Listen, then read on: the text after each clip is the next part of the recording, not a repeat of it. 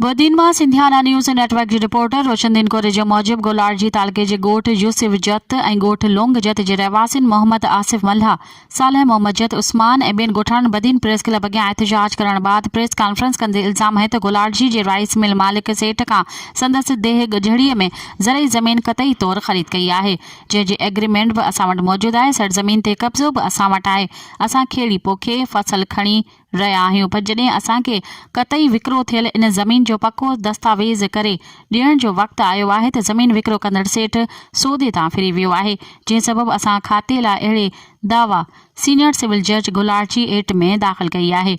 जेका हलंदड़ आहे, जंहिं तां मछिड़जी बासठ सेठ ज़मीन ते कब्ज़ो करण जी धमकियूं ॾेई रहियो आहे। हुननि इल्ज़ाम हयो त गोलारजी पुलिस असांखे सेठ खे ज़मीन वापसि करण, सौदे तां दस्तबरदार थियण, ॿी सूरत में कूड़नि केसनि में गिरफ़्तार करण जी धमकियूं ॾेई हिरासा करे रही आहे।